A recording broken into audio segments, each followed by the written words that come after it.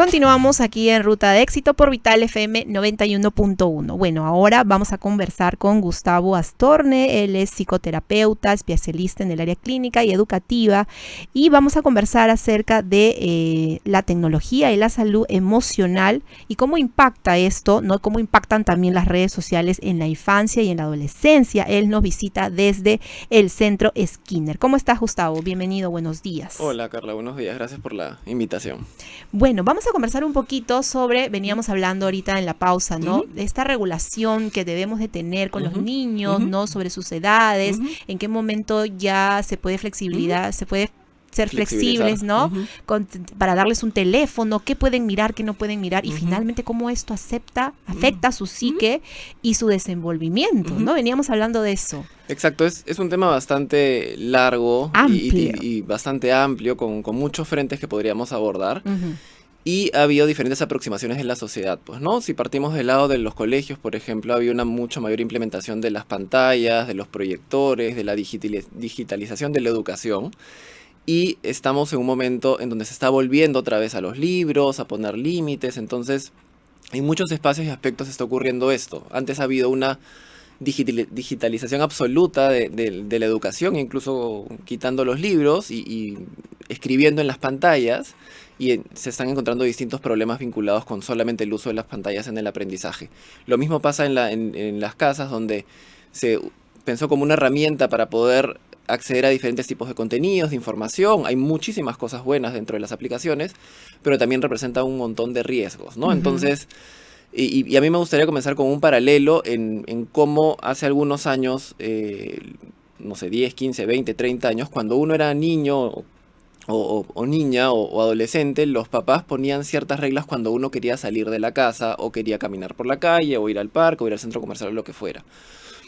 Lo mismo debería pasar con el mundo digital, pero lamentablemente no ocurre eso, sino se entiende al que tener la pantalla dentro de la casa está usando la pantalla en un ambiente protegido.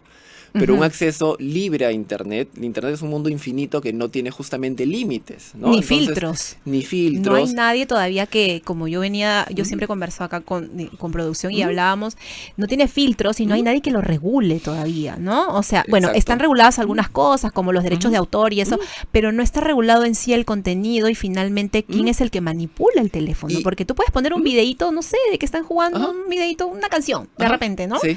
Y termina esa canción y no sé, estabas tú haciendo algo, no sé, en la cocina y de repente tu hijo cogió el teléfono y ya pasó de ese videíto, de esa canción, a de repente un video abajo donde ves a una chica bailando casi sin ropa, ¿no? Entonces es muy peligroso, o sea, desde eso hasta publicidad, si no tienes las versiones pagadas, muchas versiones tienen publicidad. Estamos olvidando de la publicidad. Y si tú no sabes que tienes que apretar skip, que muchos chicos y chicas saben que tienen que apretar skip, pero justamente por eso la publicidad ahora tiene segundos y abajo siempre dice 10, 15 segundos. Sí, y luego omitir, ¿no? Puedes hacer clic, entonces termina llevándote un montón de diferentes frentes, ¿no? Y como tú decías, Internet es un espacio que no tiene, así como las películas en el cine o la propia televisión o los propios videojuegos tienen algún símbolo de regulación, no hay un símbolo que diga de 13 a más, solo para niños, apto, ¿no? Depende mucho de la autorregulación y el autocontrol. Entonces, yo sí creo que educar en la libertad y el conocimiento es súper, súper importante en este proceso.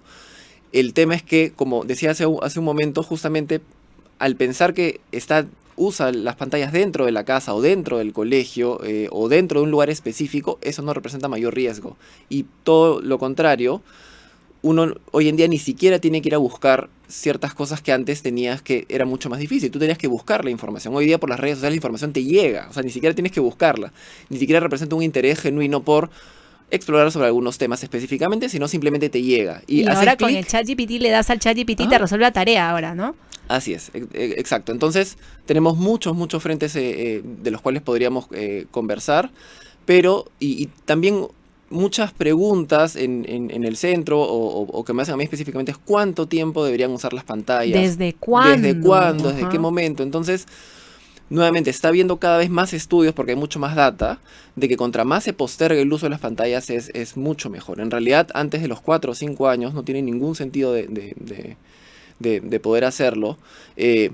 Y creo que todos hemos visto, sobre todo en lugares públicos, en restaurantes, donde justamente se cortan espacios de interacción o incluso parques, lugares de juegos donde niños están con pantallas. Entonces, esta capacidad de interacción, de autorregulación, de tolerar la frustración, de que tenemos que esperar de que venga la comida y mientras espero puedo pintar, aburrirme. Preguntarle algo a tu hijo, así en su media lengua, porque a veces los niños todavía no hablan bien, pero en su media lengua siempre tienen cosas que decirte, ¿no? Y si no, pues sí, claro, se ve mucho en los restaurantes, le pones la pantalla ahí mientras está tranquilo en la pantalla, tú estás pues tomándote el café con la amiga, conversando, ¿no? Y no estás interactuando con tu hijo. Entonces, es más, no interactúas ni siquiera con la persona con la que te has ido a tomar el café finalmente. O sea, lo hacemos los adultos también. Entonces, es lo que ven los niños ahora, ¿no? Exacto, tal cual. Y has dicho algo súper importante, que el modelado, el aprendizaje social tiene un impacto importantísimo y ha sido estudiado y desde los orígenes de la psicología, el aprendizaje social es súper importante. Entonces, muchas veces como papás o como adultos exigimos que tengan ciertos comportamientos y lo primero que hacemos nosotros es usar alguna pantalla justamente para entretenernos, para poder usar las cosas que nos gustan. Y hoy en día con tanta inteligencia artificial y algoritmos que están detrás, justamente nos ponen contenido que no solamente nos gusta, nos encanta. Entonces, como que te leen la mente. Justo me ponen esto, estaba pensando en esto y te aparece ahí, ¿no? Es como que está conectado, te lee la mente, ¿no? Exacto, entonces por eso el tener un uso adecuado de la tecnología es súper importante y justamente, como dije al comienzo, en educar en la libertad, porque es un espacio donde así tú quieras restringir todos los frentes, va a haber un espacio donde no vas a tener control. Entonces, ese espacio donde no tienes control es justamente donde todos estos valores, principios, educación, terminan siendo el que va a discernir si lo voy a hacer o no lo voy a hacer. Porque esta idea de no lo dejo salir o siempre va a estar vigilado por alguien, finalmente va a haber un espacio donde no lo vas a poder hacer, ¿no? Entonces, es súper importante poder educar y tener estos espacios de conversación de cuál es el tiempo adecuado de usar, por qué quieres ver las pantallas, ¿no? Es como, por ejemplo, quiero un celular, ¿por qué quiero un celular? Porque todos tienen. O quiero usar un reloj, ahora, sobre todo en chicos de entre 5, 6, 7 años, hay esos relojes que tienen chip que tú puedes llamarlos, entonces, con los celulares, con los que son adolescentes, entonces, cada vez los rangos de edad bajan más, ¿no? Entonces, hace algunos años hablábamos de, por ejemplo, para celulares para 13, 14, ahora estamos en 12, 11, 10, 9, y para los relojes inteligentes y que tienen chip, también chicos que tienen 5, 4 años con relojes que ni siquiera, o sea, son las correas son tan grandes que ni siquiera les caben en las muñecas, ¿no? Pero están conectados. Obviamente estos tienen un montón de sistemas de seguridad, pero finalmente le estás dando algo de que ni siquiera algunas familias han preguntado si es absolutamente necesario, si tienen que ir de aquí al parque o van acompañados o a la casa del amigo, no es necesario poder usarlo, ¿no? Entonces quieres el celular para poder llamar, para mandar mensajes, para estar en el chat del salón, para jugar videojuegos, que en realidad es el uso que mucho se le da. En los adolescentes, ¿no? Exacto, y finalmente son pantallas que tú puedes trasladar hacia donde sea, ¿no? Y hace, no sé, 15 o 20 años, la computadora era un aparato gigante en la casa. Que no podías mover. Entonces hoy día puedes llevarlo al baño, al parque, en tu cuarto, meterte debajo de la cama, en las madrugadas. Hay distintos fenómenos relacionados al que, chao papá, chao mamá, me voy a dormir. Se esconden y usan el teléfono hasta que se quedan dormidos, ¿no? Sí, entonces claro. hay ciertas reglas que hay que poner. Y no solamente el teléfono, sino la pantalla que está, porque los papás le colocan la pantalla en el cuarto, ¿no? O sea, dice, bueno, a mi hijito ya le di su cuarto, le voy a poner su pantalla para que sea independiente, vea su televisor. Entonces, ¿qué hacer? O sea, ¿cómo regulamos? Además, es tan difícil porque tú, dentro de tu casa, vas a querer decirle a tu hijo, ok, se van a reír, pero por ejemplo, yo en mi caso, tú vas a tener un celular cuando tengas 18 años, ¿no? 16 años. Entonces, y te pones a pensar que va a ir y al costado se va a sentar una niña, un niño en el salón que va a sacar su celular, entonces, y que no solamente una, sino casi todo el salón. Entonces, ¿cómo regulas eso en la casa? ¿Qué hacer frente a eso, no? Porque es difícil. O sea, mamá, sí, pero ¿por qué tú no me vas a dar a mí un celular si mis compañeros, mis amigas, todos tienen? ¿Por qué yo no? Exacto. Entonces, hay diferentes formas que podríamos abordarlo, ¿no? La primera y la pregunta clásica es ¿cuánto tiempo tienen que usar el teléfono? ¿Cuál es el máximo que deben usar? Y la respuesta más sensata es que no hay una tabla en la que te dice 30 minutos todos los días o los fines de semana más tiempo. Creo que hay muchos factores que hay que analizar. Entre ellos está la dinámica de la familia, la propia rutina del niño o la niña, la carga que tiene, si hace deporte, qué otras actividades más puede hacer. no sé, entonces cuando tengas toda esa información puedes tomar una decisión. Hay contextos donde funciona en las familias que lo usen, no sé, media hora todos los días y los fines de semana un poco más. Hay algunas familias que dicen, ok, en la semana no, porque tienes muchas actividades entre el colegio, el deporte o las clases de arte y las tareas, el día ya se acabó, entonces el fin de semana puedes usarlo más. Hay familias que te dicen, tienes una bolsa de, no sé, 5 horas a la semana, tú ve cómo haces, que de hecho cuando son un poco más grandes podría hacer algo así, porque lo que haces ahí es que tú le trasladas la decisión. Claro. Y muchas veces como papás estamos súper acostumbrados a decidir sobre los hijos. Y no solamente eso, sino es que muchas veces cuando nos cuentan, sobre todo cuando estamos entre 12, 13, 14, 15, nosotros creemos que tenemos que opinar sobre todo. Y muchas veces lo que los hijos esperan es que solamente sean escuchados y nada más. Entonces yo le cuento, mamá o papá, me pasó esto entre mis amigos y tú qué hiciste y qué le dijiste y le contaste a tal persona.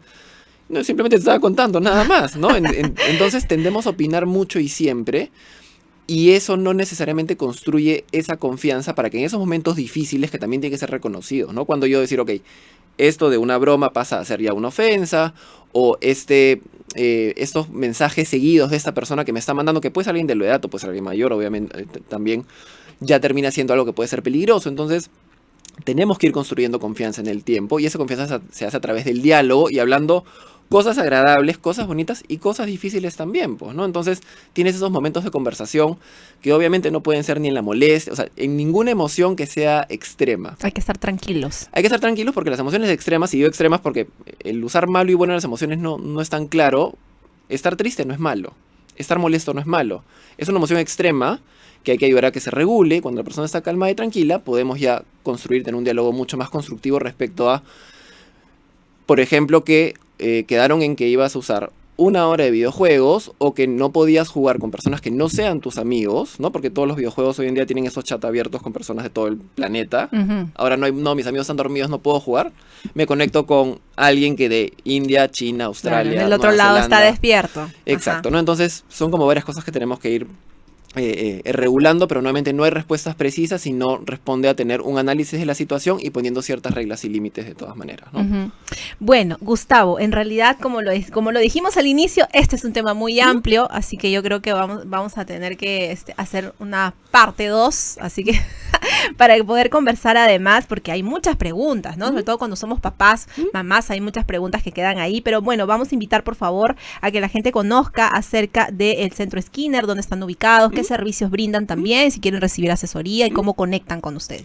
El Centro Skinner tiene como razón social 13 años, pero los fundadores vienen trabajando en la psicología desde hace como 40 años aproximadamente.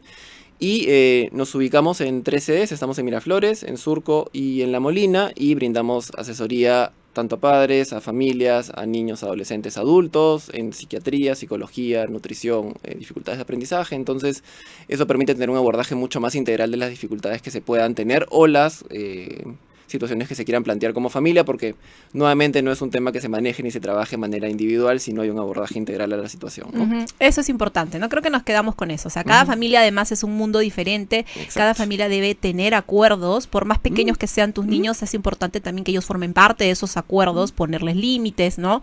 Y bueno, yo en particular, ¿no? Así un consejo hasta de un conejo, restringir lo más que se pueda, sobre todo en tiempo, ¿no? Y en edad, que ellos puedan de manera independiente, ¿no? Manipular un teléfono, una tablet, hasta el mismo televisor, ¿no? Es importante que nosotros estemos ahí como los que somos, ¿no? Algo que has dicho que es, creo que lo más importante, es que el control lo tienen que tener los padres. Adolescentes, no, el teléfono de los adolescentes, los padres tienen que tener acceso a las claves, a las cuentas. Por supuesto. No para ser fiscalizadores y tomar ese rol punitivo, sino justamente para poder detectar las situaciones que podrían ponerte en peligro. Exacto, para porque justamente hay phishing, hay muchos términos vinculados y situaciones de tener más de una identidad, pues, ¿no?